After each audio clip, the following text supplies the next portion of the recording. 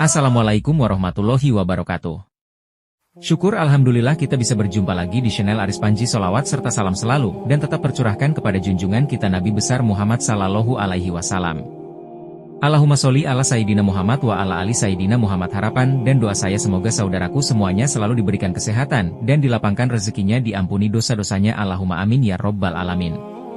Sahabat beriman yang dirahmati Allah. Menurut data World Population pada tahun 2021, Indonesia adalah negara dengan jumlah penduduk muslim terbanyak di dunia, yaitu ada sekitar 231 juta penduduk yang tercatat beragama Islam di Indonesia. Tentunya dengan jumlah sebanyak itu, agama Islam mulai masuk pertama kali ke Indonesia bukanlah secara instan, melainkan masuk secara berangsur-angsur dan menyebar ke seluruh kepulauan di Indonesia ini.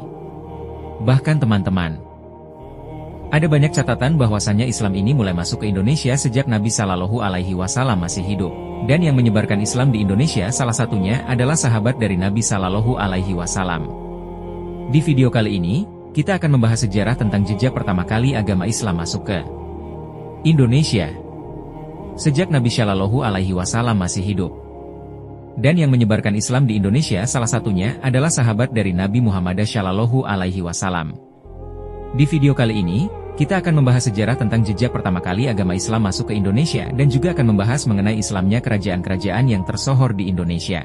Untuk itu, di video kali ini kita akan membahas sejarah tentang sahabat Nabi Shallallahu Alaihi Wasallam yang berdakwah sampai ke Indonesia. Sobat Aris Panji yang dimuliakan Allah.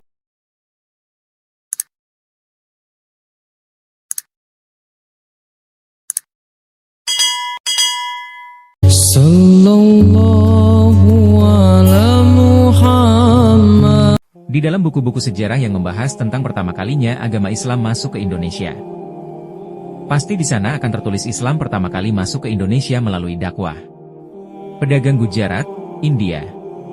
Teori ini dinamakan dengan teori Gujarat.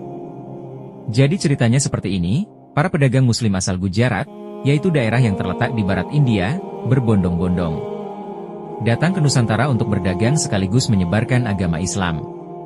Dan ini terjadi di perkiraan sekitar abad ke-13 Masehi, artinya 700 tahun setelah wafatnya Nabi Muhammad Shallallahu Alaihi Wasallam. Teori Gujarat ini pertama kali dikemukakan oleh J.P. Jinapel, seorang sarjana asal Belanda. Dan teorinya ini masuk ke dalam buku-buku sejarah di banyak sekolah di Indonesia. Tapi teman-teman, P. Jinapel membuat teori tersebut karena notabene ingin menutupi fakta sejarah bahwasannya Indonesia adalah bagian dari kekhalifahan Utsman bin Affan. Nah, biar P. Jinapel mendapatkan kepercayaan orang-orang atas teori Gujaratnya tersebut, dia sampai-sampai belajar bahasa Arab dan mengaku kepada orang-orang bahwa dia adalah seorang Muslim, bahkan sampai mengawini seorang wanita Muslim yang merupakan anak seorang tokoh besar di zamannya. Dan lambat laun, teori tentang kedatangan Islam pertama kali di Indonesia mulai terbantahkan. Satu persatu, ada seorang pakar sejarah Islam Indonesia yang mungkin bagi teman-teman asing sudah mendengarnya, jika mendengar namanya. Beliau adalah Zainal Abidin Ahmad yang lahir pada 11 April 1911 dan meninggal dunia di usia 72 tahun pada tahun 1983. Di dalam bukunya, beliau berpendapat bahwasannya Islam masuk ke Indonesia pada masa kekhalifahan generasi terbaik, yaitu Khulafaur Rasyidin. Menurut Zainal, sahabat yang juga menantu Rasulullah Shallallahu Alaihi Wasallam, Ali bin Abi Thalib pernah datang dan berdakwah di Garut pada tahun 625 Masehi. Kemudian Ja'far bin Abi Thalib berdakwah di Jepara, Kerajaan Kalijanga, Jawa Tengah atau Jawa Dwipa sekitar tahun 626 Masehi. Sedangkan Sa'id bin Ka'ab berdakwah di Sumatera Barat, kemudian kembali lagi ke Madinah sekitar tahun 626 Masehi. Lalu Abdullah ibnu Mas'ud berdakwah di Aceh Darussalam dan kembali lagi ke Madinah sekitar tahun 626 Masehi. Sedangkan Abdurrahman bin Muaz bin Jabal bersama putra-putranya Mahmud dan Ismail berdakwah dan wafat dimakamkan di Barus, Tapanuli Tengah, Sumatera Utara sekitar tahun 625 Masehi. Akasyah bin Muhsin al-Usdi berdakwah di Palembang, Sumatera Selatan, dan sebelum Rasulullah wafat ia kembali ke Madinah sekitar tahun 623 Masehi. Bahkan teman-teman, sahabat Rasulullah yang berasal dari Persia yaitu Salman Al-Farisi berdakwah ke Perlak Aceh Timur dan kembali ke Madinah sekitar tahun 626 Masehi. Pendapat Zainal Abidin ini mungkin saja akan bertentangan di hati kita dan menganggap pendapat dari Zainal Abidin ini terlalu mengada-ngada. Tapi banyak para pakar yang mengatakan Zainal Abidin Ahmad merupakan orang yang jenius. Dia mengambil banyak kitab-kitab sejarah sebagai referensi untuk membuat buku-bukunya. Itu adalah sebuah catatan aneh yang terdapat di dalam Pustaka Raja-Raja Ibu Nusantara yang merupakan bagian dari naskah Wangsakerta. Isinya begitu jelas dan terperinci menceritakan sejarah Nusantara dari peradaban purba hingga masa kerajaan Islam. Pada sekitar tahun 536 Masehi, di tepian Sungai Musi Palembang, telah ada pelabuhan internasional.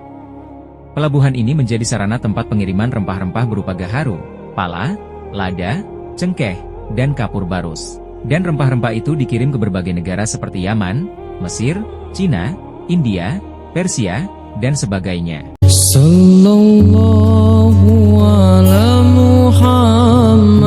Pelabuhan internasional ini ketika itu berada di bawah kekuasaan Kerajaan Sriwijaya dan di bawah kendali Kerajaan Melayu Sribuja. Pada sekitar tahun 628 Masehi, Raja Sriwijaya kedatangan seorang utusan dari tanah Arab yang bernama Akasyah bin Muhsin al-Usdi. Akasyah ini teman-teman, diutus oleh Nabi akhir zaman untuk menyampaikan dakwah Islam kepada Raja Sriwijaya. Utusan dari Nabi Shallallahu Alaihi Wasallam ini mendapatkan sambutan yang baik dari Raja Sriwijaya. Salah satu alasannya kenapa Akasyah disambut baik adalah karena Islam adalah agama monoteisme yang memiliki kemiripan dengan agama yang dianut oleh para bangsawan Sriwijaya. Ketika itu, keyakinan para bangsawan yang menyembah hanya kepada satu Tuhan dinamakan ajaran Abraham. Dan menurut yang tertulis di buku itu, ajaran Abraham adalah ajaran monoteisme peninggalan Nabi Ibrahim alaihi salam, makanya dinamakan Abraham.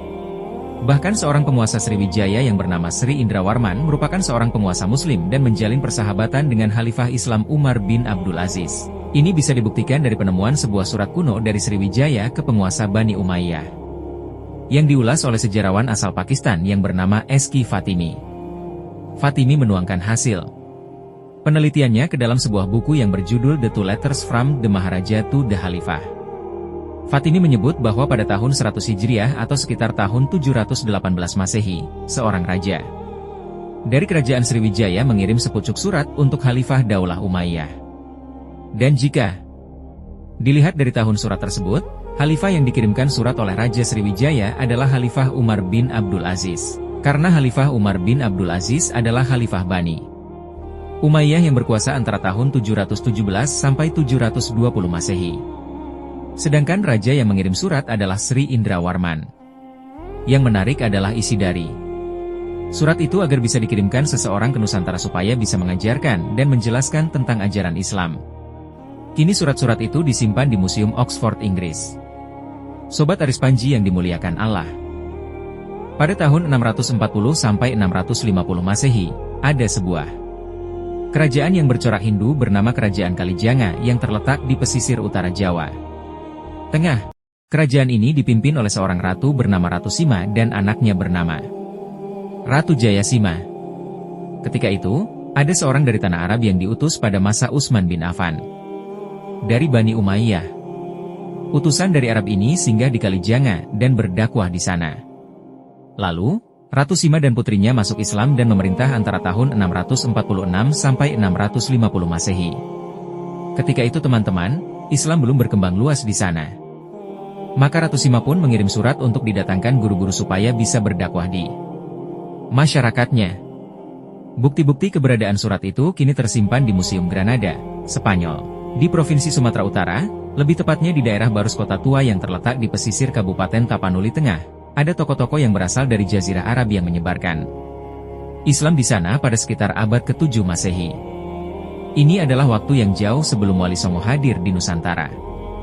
Buktinya adalah di sana ditemukan kompleks pemakaman kuno, salah satunya adalah makam dari Syekh Rohnuddin, yang tertulis di batu nisannya. Beliau wafat pada tahun 672 Masehi atau 48 Hijriah.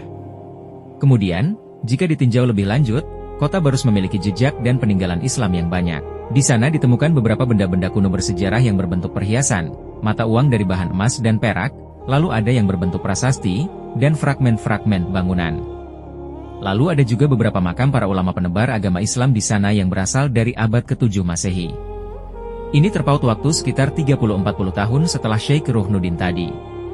Makam-makam ulama itu, yang paling terkenal diantaranya adalah makam Papan Tinggi, Makam Mahligai, Makam Sheikh Mahdun, Makam Sheikh Ibrahim Shah, Makam Tuan Ambar, dan lain-lain. Lalu kenapa ada banyak sekali makam para ulama asal Jazirah Arab di sana menurut para ahli sejarah? Pada abad ke-7 Masehi, Barus sangat terkenal dan tersohor di dunia karena menghasilkan kapur, barus dan rempah-rempah.